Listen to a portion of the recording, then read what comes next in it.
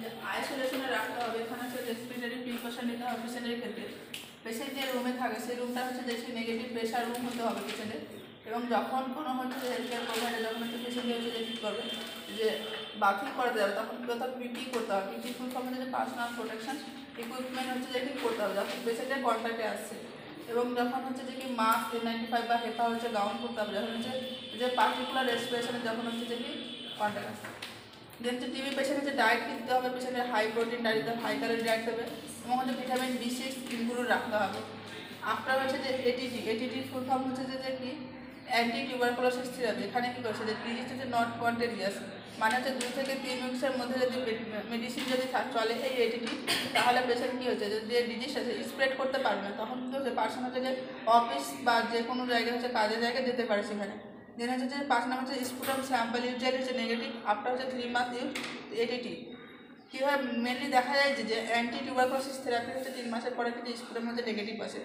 এবং হচ্ছে যে এডিটি যে শর্ট কোর্সটা রয়েছে বা ডটস সেটা কখনোই আমরা স্টপ করবো না বিফোর কমপ্লিট দ্য কোর্স হচ্ছে যে কি কমপ্লিট হওয়ার আগে কখনো হচ্ছে যে কি স্টপ করা যাবে না। এখানে হচ্ছে 3টা যখন কন্টিনিউয়াস নেগেটিভ স্যাম্পল আসবে পেশেন্টের এটা হচ্ছে রেকর্ড রাখতে হবে। এটিটি বা ডটস যখন ডটসের ফুল ফর্ম হচ্ছে যে direct observation therapy short course. এখানে কী করতে হবে dots drug given as per হচ্ছে যে মাল্টিপাল টুগেদার। কেন দেওয়া হয় একসঙ্গে অনেকগুলো? এখানে করা হয় যে প্রিভেন্ট করা হয় ব্যাকটেরিয়া রেজিস্ট্যান্স করা হয় প্রিভেন্ট করার জন্য। তো ফার্স্ট লাইন যে ড্রাগগুলো থাকে সেগুলো হচ্ছে যে আইসোনাইজাইড, রিফাম্পিসিন, পাইরাজিনামাইড আর ইথাম্বুটল। সেকেন্ড লাইনে যে ড্রাগগুলো থাকে যে স্ট্রেপ্টোমাইসিন, লেভোফ্লক্সাসিন, অ্যামিকাসিন, সিপ্রোফ্লক্সাসিন আর হচ্ছে যে কি রিফাম্পিটল। এই সমস্ত হচ্ছে সেকেন্ড লাইন ড্রাগ। দেন হচ্ছে এটিটি ড্রাগ হচ্ছে 2 ফেজে করা হয়, একটা হচ্ছে ইন্টেনসিভ ফেজ, একটা হচ্ছে যে কন্টিনিউয়াস ফেজ। ইন্টেনসিভ ফেজে কী হয় যে মোর ডিউরেশন থাকে, ড্রাগ মোর থাকে আর ডিউরেশন হচ্ছে লেস থাকে। কন্টিনিউয়াস ফেজে কী হয় ড্রাগ লেস থাকে আর হচ্ছে ডিউরেশন মোর থাকে। তো এখানে হচ্ছে স্টিমুলের 3টে ক্যাটাগরি থাকে। ফার্স্ট ক্যাটাগরি 1 হচ্ছে স্টিক কী থাকে রেড থাকে। এখানে first line TB student positive থাকে যখন তখন 6 মাসের পর থাকে। এখানে 2টো ফেজে করা হয়, একটা হচ্ছে ইন্টেনসিভ ফেজ, একটা হচ্ছে কন্টিনিউয়াস ফেজ। ইন্টেনসিভ ফেজে কী থাকে 2 মান্থ থাকে আর হচ্ছে কন্টিনিউয়াস ফেজে কী থাকে 4 মাস থাকে। ইন্টেনসিভ ফেজে কী হচ্ছে 4টে ড্রাগ দেওয়া হচ্ছে, যেমন হচ্ছে যে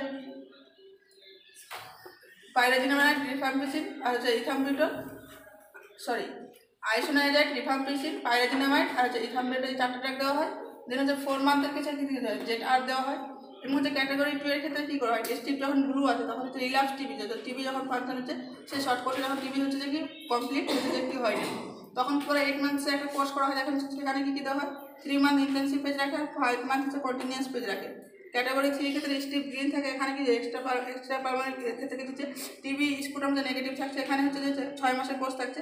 2 মান্থস হচ্ছে যে ইন্টেনসিভ ফেজ আর 4 মান্থ হচ্ছে কন্টিনিউয়াস ফেজ থাকে। আচ্ছা এগুলো